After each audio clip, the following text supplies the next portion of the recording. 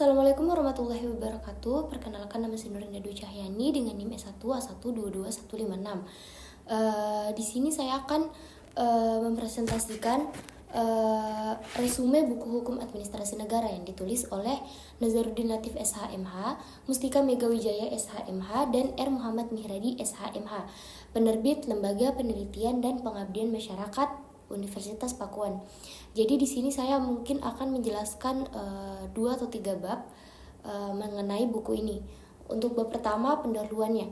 Dapat dikatakan secara ringkas bahwa yang dimaksudkan dengan hukum administrasi negara adalah hukum yang mengatur dan mengikat alat administrasi negara dalam menjalankan wewenang yang menjadi tugasnya selaku alat administrasi negara dalam melayani warga negara, harus senantiasa memperhatikan kepentingan warga negara. Hukum administrasi negara ini sangat penting dan dibutuhkan dalam penyelenggaraan kekuasaan negara oleh administrasi negara.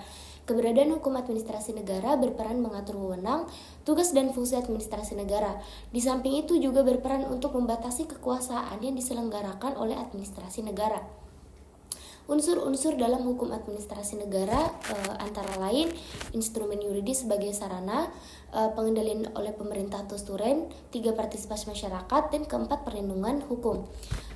Untuk ruang lingkup hukum administrasi negara, adapun ruang lingkup dari hukum administrasi negara ini adalah bertalian erat dengan tugas dan wewenang lembaga negara administrasi negara, baik di tingkat pusat maupun daerah. Perhubungan kekuasaan antar lembaga negara administrasi negara dan antar lembaga negara dengan warga masyarakat atau warga negara, serta dapat memberikan jaminan perlindungan hukum kepada keduanya, yakni kepada warga masyarakat dan administrasi negara itu sendiri. Mengenai ruang lingkup yang dipelajari dalam studi hukum administrasi negara, Prajudi Atmosudurjo mengemukakan ada 6 ruang lingkup yang dipelajari dalam hukum administrasi negara. Yang pertama, hukum tentang dasar-dasar dan prinsip-prinsip umum dari administrasi negara. Kedua, hukum tentang organisasi negara. Ketiga, hukum tentang aktivitas-aktivitas dari administrasi negara terutama yang bersifat yuridis. Keempat, hukum tentang sarana-sarana dari administrasi negara terutama mengenai kepegawaian negara dan keuangan negara. Yang kelima, hukum administrasi pemerintah, daerah, dan wilayah yang dibagi menjadi hukum administrasi kepegawaian, B. Hukum administrasi keuangan, C. Hukum administrasi material, D. Hukum administrasi perusahaan negara. Kemudian terakhir itu tentang hukum tentang peradilan administrasi negara.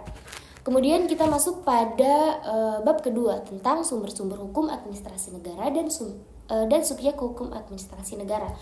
Jadi pengertian sumber hukum pada umumnya, sumber hukum itu adalah segala sesuatu yang dapat menimbulkan aturan hukum serta tempat ditemukannya aturan hukum. Banyaknya penafsiran tentang sumber hukum bergantung pada pendekatan yang digunakan oleh para penulis. Hal ini itu disebabkan perbedaan pendekatan yang digunakan akan menghasilkan penafsiran yang berbeda-beda. Selanjutnya, perbedaan tersebut menimbulkan berbagai pertanyaan mengenai sumber-sumber hukum. Jadi secara umum dapat disebutkan bahwa sumber hukum digunakan dalam 2 arti. Arti pertama, untuk menjawab pertanyaan mengapa hukum itu mengikat. Pertanyaan ini dapat juga dirumuskan apa sumber atau kekuatan hukum hingga mengikat atau dipatuhi oleh manusia. Pengertian sumber dalam arti ini dinamakan sumber hukum dalam arti material.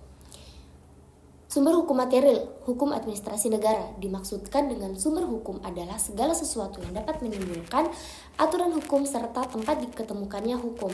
Sumber hukum material, hukum administrasi negara adalah meliputi faktor-faktor yang ikut mempengaruhi isi atau materi dari aturan-aturan hukum. Faktor-faktor tersebut antara lain yang pertama sejarah atau historis, kedua sosiologis atau antropologis. Sumber hukum formil, hukum administrasi negara. Sumber hukum formil adalah sumber hukum material yang sudah dibentuk melalui proses-proses tertentu, sehingga sumber hukum tadi menjadi berlaku umum dan ditaati berlakunya oleh umum. Ada beberapa sumber hukum formil hukum administrasi negara. Yang pertama itu undang-undang dalam artian luas. Yang kedua, kebiasaan atau praktik alat tata usaha negara. Ketiga, jurisprudensi. Ketiga, doktrin atau pendapat para ahli. Kelima, traktat. Kemudian kita masuk pada pembahasan tentang subjek hukum administrasi negara. Subjek adalah segala sesuatu yang dapat memperoleh hak dan kewajiban dari hukum. Dapat dikatakan bahwa subjek hukum dalam lapangan hukum administrasi negara adalah yang pertama pegawai negeri, kedua jabatan-jabatan, ketiga jabatan publik, dinas-dinas publik, badan usaha milik negara atau daerah. Yang keempat daerah swapraja dan daerah swatantra atau daerah kabupaten atau kota dan provinsi. Yang terakhir itu negara. Kemudian kita masuk pada bab ketiga tentang asas-asas umum pemerintahan yang baik. Jenis asas umum pemerintahan yang baik. Asas-asas umum pemerintahan yang baik atau ABBB yang telah memperoleh tempat yang layak dalam peraturan perundang-undangan dan jurisprudensi di Nederland dan dikembangkan oleh teori ilmu hukum yang diakui oleh Prof. Kujoro Purbo Pranoto.